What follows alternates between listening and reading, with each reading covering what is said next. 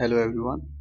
In this video I will explain how to write a JSP page to fetch cookies coming from client.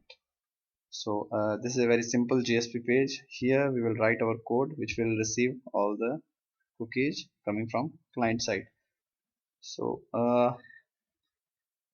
if there is anything coming from client to server, so those information is available with request parameter, and if there is anything which is going from server to client, those thing is available with response parameter. So here we need to fetch cookie, and this cookie is coming from client to server, so we need to use a request parameter.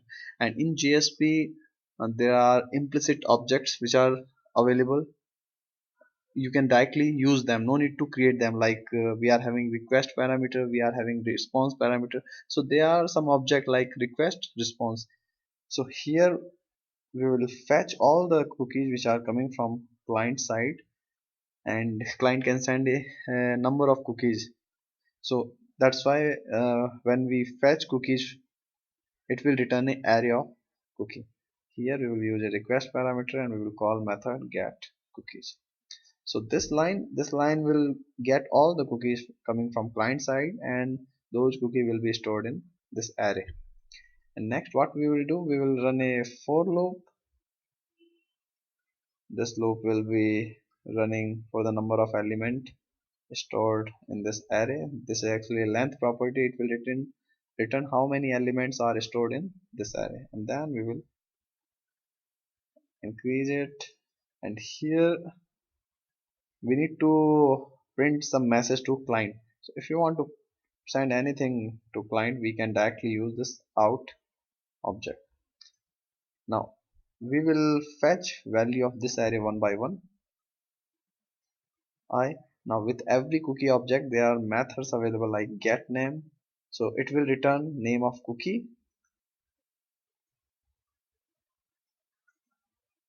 and get value, it will return value of cookie. So here print something name. So what is the name of cookie, and it will print value, what is the value of cookie. And let's print this line on next line. So here we need to give a new line.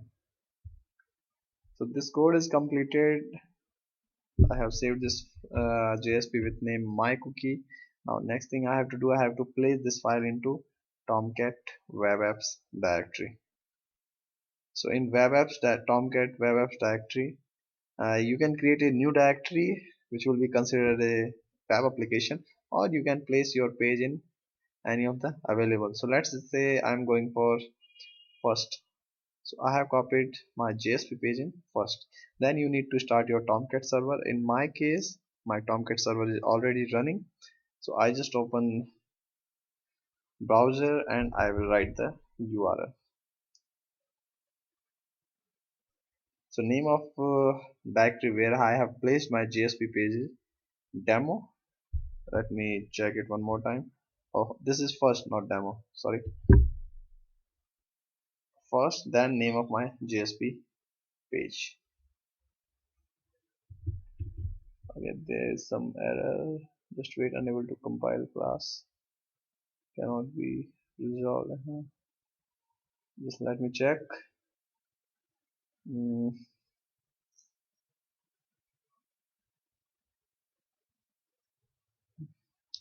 We have request. Just wait. One more time. It's showing error on number of lines. So here it is showing error. Request cannot be.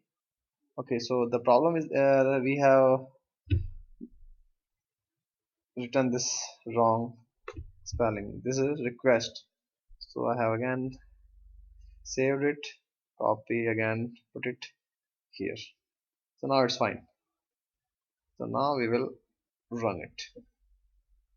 There is one more exception occurred. Just wait. P.length I++. Okay, so This is the output of our program, because that exception occurring because it is trying to fetch the old file. So now our program is executed successfully, and if you can see, this cookie is coming from client side, session id, and this is the value. And if you look at the code, we have not created any cookie. So from where this cookie is coming? Because cookie always created by server stored on client, but in our code we are only showing cookie. So the reason for is that in JSP, every JSP page by default create a HTTP session object, and that object will be having a ID, and this information is sent to client in form of cookie. So whether you create a cookie in your JSP page or not, by default session object will be created, and this cookie will be sent to client in every JSP page. In case if you don't want that, you need to use page directive, and you need to specify that we don't want session object for this page. Thank you for watching.